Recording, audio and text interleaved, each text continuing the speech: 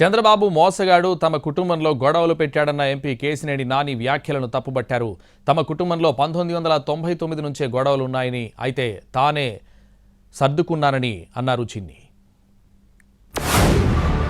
చంద్రబాబు నాయుడు అనే వ్యక్తి పచ్చి మోసగాడు, దానిలో డౌటే లేదు. ఈ రాష్ట్రానికి పనికిరాని వ్యక్తి అతను. చంద్రబాబు మోసగాడని చెప్పి ఈ ప్రపంచానికి తెలుసు. కానీ ఇంత పచ్చి మోసాలు చేస్తా, దగాలు చేస్తా, కుటుంబాల మధ్య చిచ్చు పెడతా ఈ రకంగా చేయడం అనేది భావ్యం కాదు. మా కుటుంబ గొడవలకి చంద్రబాబు నాయుడు గారికి ఎటువంటి సంబంధం లేదు. మాకు 1999 నుంచి మా కుటుంబంలో సమస్యలు ఉంటానే ఉన్నాయి, నిరంతరం ఉంటానే ఉన్నాయి. అవన్నీ ఎప్పటికప్పుడు సర్దుకుంటా మళ్ళీ నేను సర్దుకుంటా వస్తున్నాను. సర్దుకుంటా వచ్చినా కూడా ఆయన ఇంకా మారకుండా అట్లాగే ఉన్నారు. 2014 ఎలక్షన్లో కూడా దగ్గరుండి చేసి మళ్ళీ వెళ్ళిపోయాను. టీడీపీ కూటమికి 40 సీట్లు కూడా రావన్న కేశినేని నాని వ్యాఖ్యలకు కౌంటర్ ఇచ్చారు చిన్ని.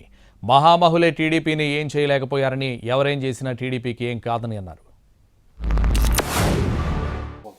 40 సీట్ల కంటే ఎక్కువ రావట్లే ఆ కూటమికి. చెప్పండి, మళ్ళీ చెప్తున్నా ఇంకోసారి. ఢిల్లీలో నేను సంవత్సరం క్రితం చెప్పా, మళ్ళీ అదే చెప్తున్నా. అర్థమైందా?